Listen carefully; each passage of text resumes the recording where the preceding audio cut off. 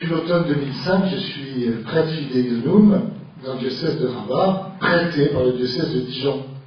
Je viens d'une toute petite église, une église composée exclusivement d'étrangers, dans un pays musulman où, hormis environ 3000 juifs, tout Marocain naît et meurt musulman. C'est ce que dit la Constitution. Dans un pays de 35 millions d'habitants, nous sommes peut-être 30 000 chrétiens, on ne sait pas, mais on pense, originaires d'au moins 60 pays, tous étrangers.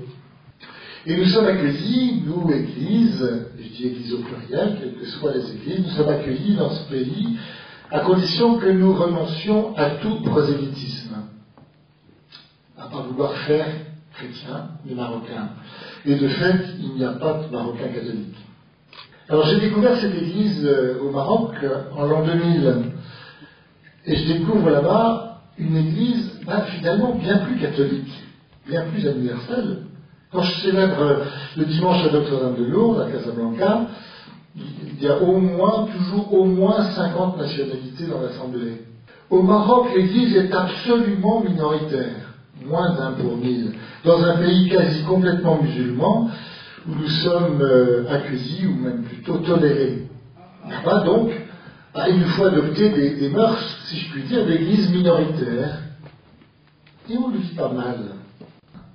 Vous parlez beaucoup de l'amitié dans vos réponses à l'enquête, d'une Église qui se fasse amie des personnes.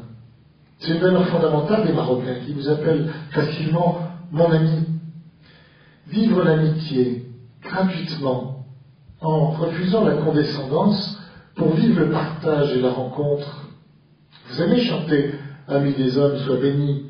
Je ne vous appelle plus serviteur, mais ami, dit Jésus. C'est profondément évangélique, ça. Et un ami, on ne cherche pas à le convaincre, parce que dans convaincre, il y a vaincre. Et on ne peut pas vaincre un ami. On échange avec lui, on cherche avec lui, on s'émerveille de ce qu'il est. On fait route avec lui, comme Abraham, le père des croyants, et donc des musulmans, des juifs et des chrétiens, qui tâchent de nouer amitié avec tous les gens qu'il rencontre au long de sa si longue route. Point suivant, vous parlez du manque de prêtres, du vieillissement du clergé, des soucis que ça cause pour l'avenir des communautés chrétiennes. Notre Église n'est faite que d'étrangers, c'est vrai aussi pour les prêtres. Il n'y a que 3 prêtres incardinés dans le diocèse, sur 45 à peu près. Notre diocèse est grand comme la France. Et ils ont plus de 70 ans, ces 3 prêtres incardinés. Donc nous ne pouvons pas vivre sans les autres églises, sans leur solidarité pour nous soutenir. Grande pauvreté, mais qui est aussi une chance.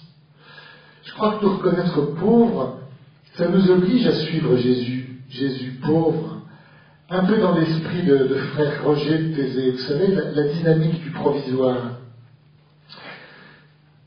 Dernier point de mon propos, le dialogue interreligieux. Alors le dialogue théologique, il est impossible et sans intérêt. On ne peut pas se mettre d'accord sur des dogmes si différents.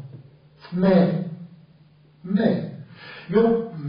on peut d'abord apprendre à se connaître un peu plus, un peu mieux.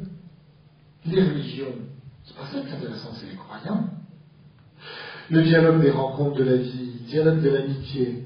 Des petites sœurs de Jésus qui vivent dans un pauvre village du Moyen Atlas, Ben Slim, aussi pauvrement que ses habitants.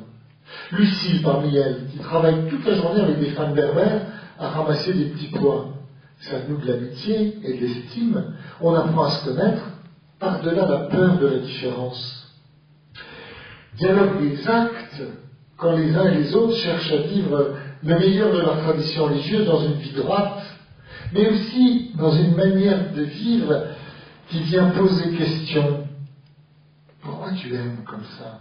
Comme un mystère que l'autre peut peut-être entrevoir et qui peut-être lui permettra de se poser des questions. Apprenons-nous les uns les autres à vivre notre métier de croyant, car la religion, c'est fait pour relier et pour bâtir de la paix. Stimulons-nous à pratiquer la justice et la miséricorde pour l'avenir du monde. Et le monde, il commence à ta porte, là où tu vis. C'est là que le Seigneur vient à ta rencontre.